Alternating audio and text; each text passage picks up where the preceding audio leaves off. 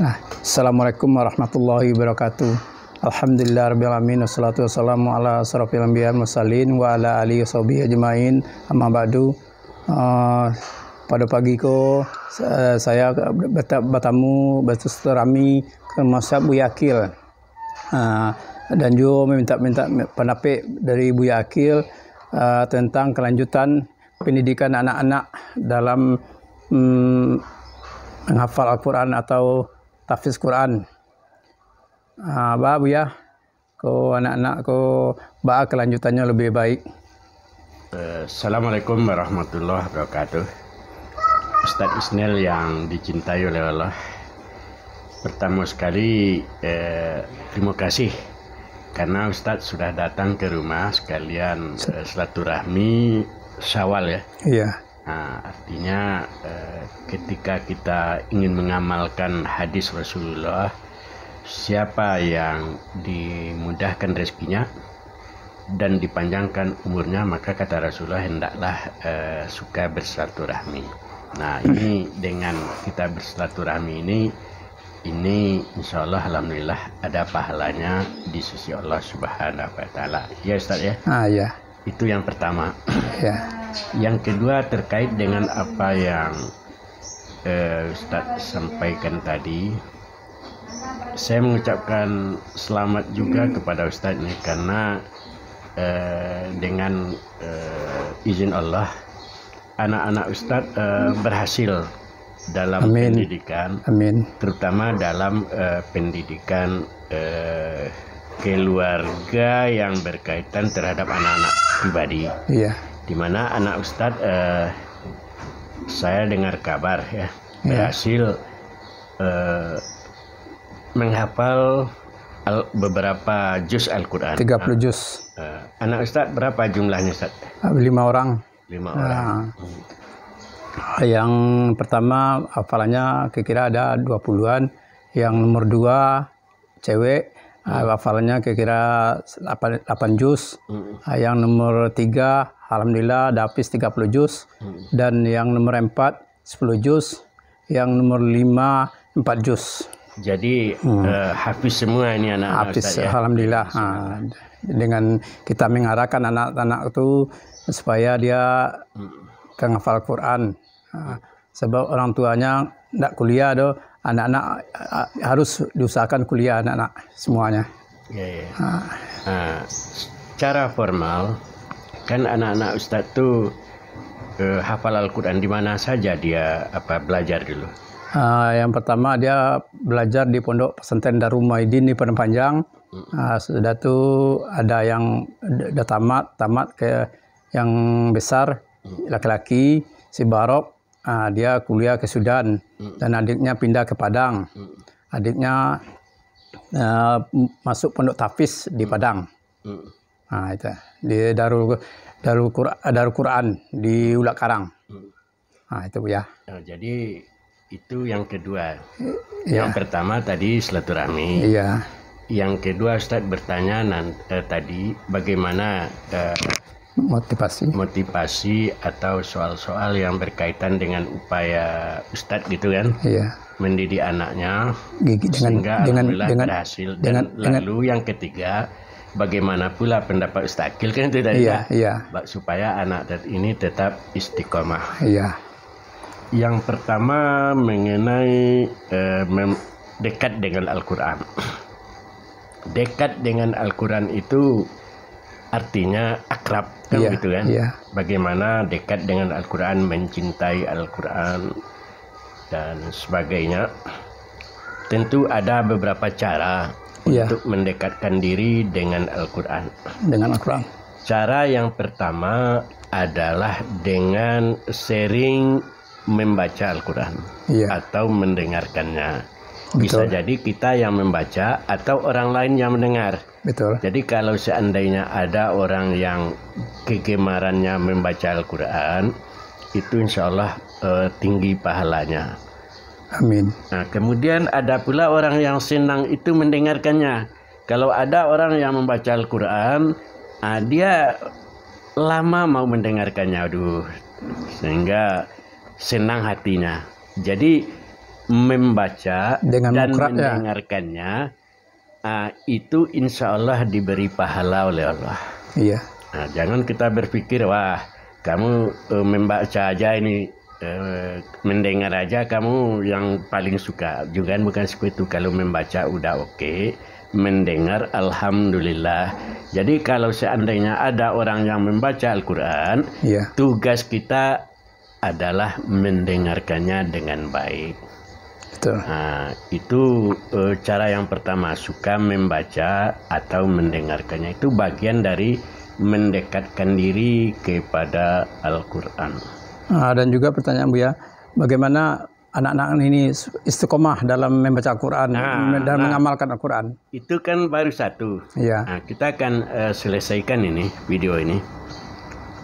Yang pertama, cara mendekatkan Al-Quran itu kan dengan mendengarkan atau membacanya secara langsung. Iya. Yang kedua, mempelajari bacaan-bacaan itu secara keilmuan sesuai dengan ayat-ayat Al-Quran. Dengan ayat-ayat Al-Quran, bagaimana caranya? Tentu apa yang disebut tahsin. Iya. Terbagus Al-Quran itu bisa jadi tajwidnya, bisa jadi panjang dan pendeknya, qiraatnya dan sebagainya. Juga itu tahsin namanya. Iya. Alangkah baiknya para orang yang mau mendekat dengan Al-Quran dan senang membacanya, itu juga memperbaiki tahsinnya. Iya. Iya kan? Iya. Lalu yang ketiga adalah suka menghafal. Iya. Kan tidak semua orang yang bisa menghafal Al-Quran. Ada orang yang menghafal itu berat oleh dia. Iya. 10 ayat saja menghafalnya udah berbulan-bulan tuh belum mau hafal. Iya. Kan gitu kan, ada yang seperti itu kan? Iya, betul. Ada juga orang yang gampang oleh dia menghafal Al-Quran itu. Mungkin seminggu aja itu udah bisa sampai 1 juz. Nah, kemampuan kita di dalam mendekatkan diri dengan Al-Quran itu berbeda-beda.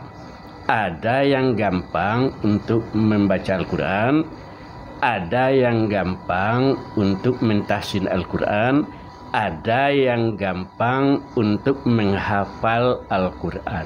Iya. Jadi mana yang paling tinggi pahalanya, itu kan semuanya akan dikasih oleh Allah nanti sesuai dengan niat dan kesungguhannya. Jadi alhamdulillah kalau seandainya ada Buya, supaya anak-anakku istiqomah dalam menghafal dan juga dalam menuntut ilmu. Iya. Itu dan ditanya ke Buya. Tentu terkait dengan upaya untuk anak-anakku tetap istiqomah di dalam belajar, kemudian menghafal Al-Quran dan dalam menuntut ilmu. Iya. Nah, istiqomah ini di dalam Islam tentu suatu ajaran yang sangat prinsip ini. Summastaqamu, maka hendaklah kalian istiqomah. Nah, mengenai istiqomah di dalam menghafal, tentu karena menghafal itu sulit kan. Iya. Tentu dia harus rutin untuk menghafalnya. Kalau dapat jangan sampai lupa. Artinya tetap dibaca setiap hari. Mudah-mudahan tidak hilang. Itu caranya, itu cara lahirnya. Tapi yang penting itu adalah doa. Habis membaca Al-Quran, didoakan. Allahumarhamna bil Quran. Kan gitu kan? Iya. Waja'alna lahu hujjatan. Kan gitu kan? Jadi dibaca Al-Quran kemudian berdoa. Lalu yang ketiga, jangan lupa untuk doa kepada orang tua. Ini kita harapkan kepada anak-anak yang menghafal Al-Quran. Sesudah baca Al-Quran, dibacalah doa untuk anak-anak kita. Ya Allah ya Tuhan, alhamdulillah dengan izin-Mu ya Allah, saya sudah diberi rezeki dengan bisa membaca dan menghafal Al-Quran. Kan gitu Ustaz ya? Iya.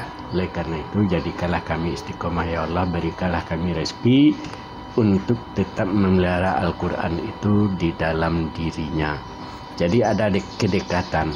Nah, lalu yang keempat itu terhindar dari bermacam kesalahan-kesalahan yang kita sebut dosa, kan gitu kan? Artinya orang-orang yang menghafal Al-Quran, malah termasuk semua kita ini, terjauh dari dosa-dosa, kan itu harapan kita. Namun bagaimanapun yang namanya manusia tentu ada kesalahan, ada dosa, tidak terlepas dari saudara-saudara kita yang menghafal Al-Quran. Tentu tidak ada pula jaminan dia tidak berdosa, itu macam-macam. Yang namanya setan itu kan bermacam, Ustaz ya. Gangguan terhadap para penghapis itu kan luar biasa pula. Iya, betul. Makanya kita harus berupaya juga untuk berdoa kepada Allah, ya Allah ya Tuhan, seperti yang kita mintakan, agar kita dipelihara oleh Allah Subhanahu wa Ta'ala. Lalu yang terakhir, kita anak-anak kita diharapkan bersilaturahmi. Jadi kepada orang tuanya, kepada ibu bapaknya, ya. Walaupun kadang-kadang orang tuanya itu tentu dalam hidup itu kan masalah. Ada masalah ini, nah, maka hindari segala macam dendam kesumat. Jadi di hati kita bersih. Nah, kalau orang lain bersalah kepada kita, itu ya bagaimana lagi, tinggal kita memaafkan. Sehingga di dalam pikiran kita tidak menjadi beban mental. Nah, udah kurang juga dosa-dosa di dalam batin kita. Nah, itu barangkali. Dan juga bagaimana caranya anak-anak ini supaya lebih fokus, lebih memahami kandung-kandung Al-Quran itu, seperti berdakwah, gitu kan? Iya. Memang untuk sampai ke tahap mendakwahkan Al-Quran, tentu mendakwahkan dalam arti kata berdakwah dengan Al-Quran, tentu perlu bermacam-macam jalan untuk itu. Jalan yang pertama itu berakhlak dengan Al-Quran. Gini kan? Kalau berakhlak dengan Al-Quran, akhlak yang ada pada diri kita itu sendiri udah dakwah, kan gitu kan? Ini Hafiz ini, aduh luar biasa akhlaknya, tinggi sekali, kan gitu kan? Yang kedua, bisa jadi menyampaikan makna-makna ayat itu.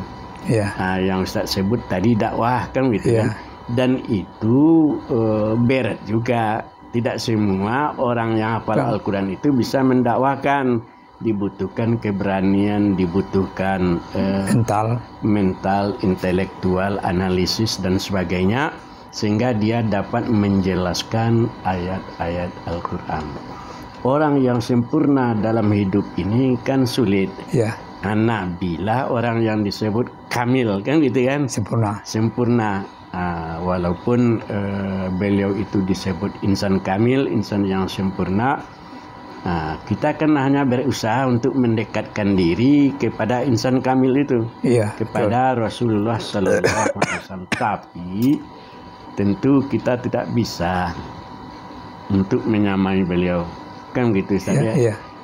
Kemudian supaya sampai bisa berdakwah, ayalah dipelajari juga bagaimana teknik-teknik untuk berdakwah itu, walaupun kita hanya bisa satu ayat, ya kita sampaikan satu ayat itu, kan gitu kan? Balighu anni walau ayah. Balighu anni walau ayah.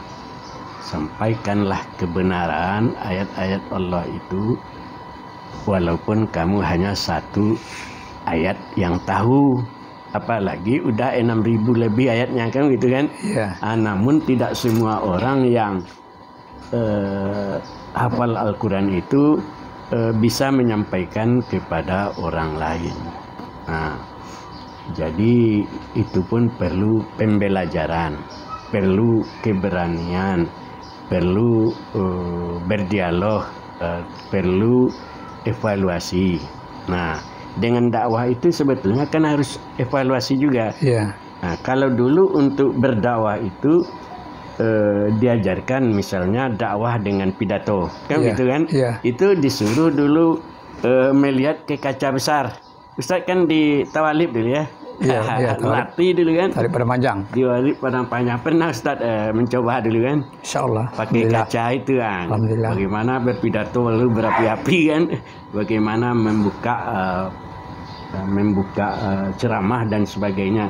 Dan itu tidak mungkin terjadi secara alami saja, harus dipelajari. Iya. Allamal insana malam ya'lam, gitu kan? Iya. Nah, jadi kita disuruh untuk belajar, dan barangkali masih ada lagi pertanyaannya. Bagaimana anak-anak ini ingin selalu mendoakan kedua orang tuanya dengan penghafalan tersebut. Nah, seperti yang kita katakan tadi, tentu kita ketuk hatinya. Nah, tolong hafalkan ibu ya, tolong doakan ibu ya, tolong didoakan kakek-kakek dan nenek-nenek ya. Nah, setelah kita tanamkan bagaimana supaya dia tetap berdoa, insya Allah akan timbul di dalam dirinya keinginan untuk mendoakan anak-anak. Tapi yang lebih penting dari itu, kita selaku orang tua juga mendoakan orang-orang tua kita terdahulu, kakek dan nenek kita, termasuk mendoakan istri dan mantan istri kita. Kan gitu ya. Iya. Sebagai sesama muslim itu kan bersaudara. Iya. Barangkali itu Ustaz ya. Ya, itulah. Terima kasih atas dorongan atau ilmu atau nasihat yang telah Buya berikan kepada anak. Sekian, terima kasih. Assalamualaikum warahmatullahi wabarakatuh. Waalaikumsalam warahmatullahi wabarakatuh.